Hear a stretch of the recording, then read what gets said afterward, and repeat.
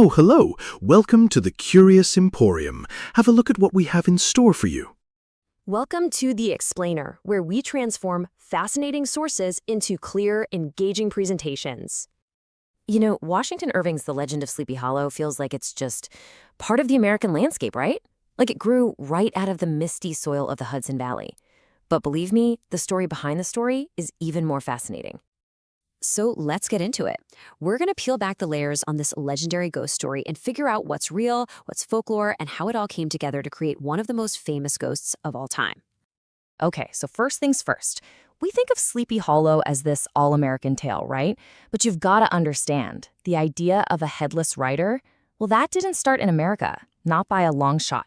See, Washington Irving was a genius at borrowing. Irving spent a ton of time in Europe, and he basically soaked up all these old ghost stories. You've got the Irish Dullahan, this headless demon on a black horse carrying his own head, which is just terrifying.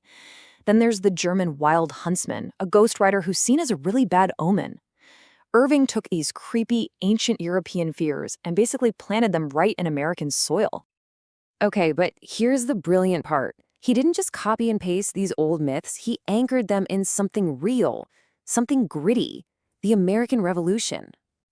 So the main inspiration for the Headless Horseman, it wasn't a ghost, it was a real guy, a Hessian soldier, one of those German mercenaries the British hired to come fight the colonists. And we're not talking about just any grunt soldier here. A lot of these guys were Jaegers, that literally means hunters.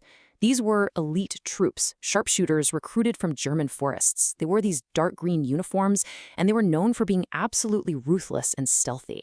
They basically owned the woods in Westchester County, and people were terrified of them. Okay, get this. It's 1776, the Battle of White Plains. This is a real historical event.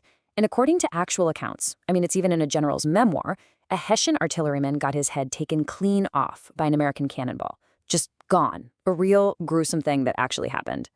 So you have this horrific, real-life event, and that's all it takes, right? That becomes the seed for a local ghost story. The local legend says his body was just dumped in an unmarked grave at the old Dutch church. And his ghost? Well, his ghost would ride out every night, furiously searching for the head he lost. So, the villain has a real-life backstory. But Irving didn't stop there. He filled his entire story with characters based on real people he knew. This is where that line between fact and fiction gets really blurry and fun. Check this out. The main characters? Not made up. Ichabod Crane? Based on a real school teacher Irving knew, a guy named Jesse Merwin. Katrina Van Tassel? Yep, based on a local beauty named Eleanor Van Tassel. And Brom Bones, the tough guy? He was based on Abraham Martling, who was a local blacksmith and a genuine Revolutionary War hero. Irving was basically writing about his neighbors. Okay, so everyone knows the big chase scene at the end, right? It's maybe one of the most famous scenes in American literature. But what about that spooky covered bridge, the one from all the movies? Yeah, about that bridge, it never existed.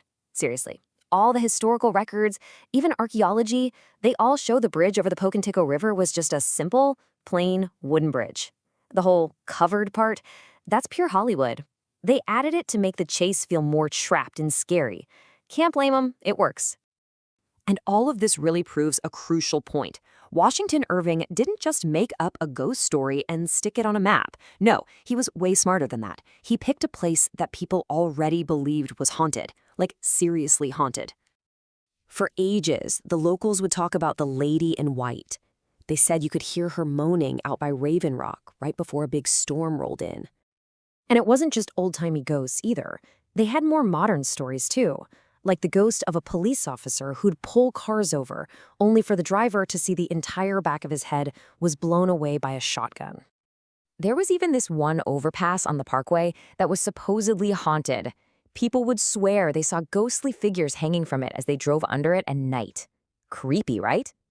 So you see, the Headless Horseman wasn't alone out there. He was just the star player in a whole landscape of spooks and specters, including things like the Hell Dog, this terrifying dog with glowing red eyes that was supposed to be an omen of death.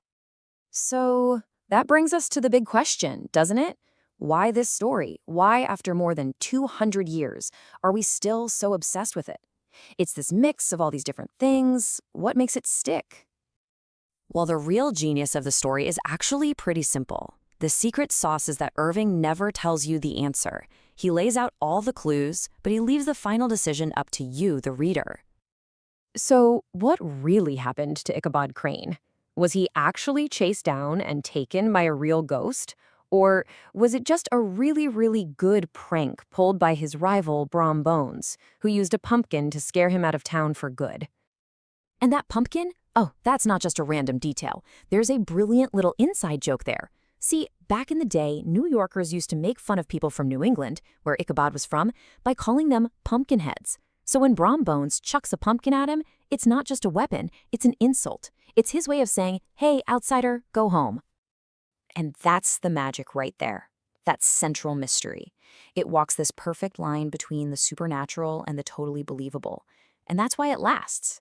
Because it lets every single person who reads it decide for themselves, reflecting our own beliefs or our own doubts. So what happens when you smash together real history, old world folklore, and a genius imagination?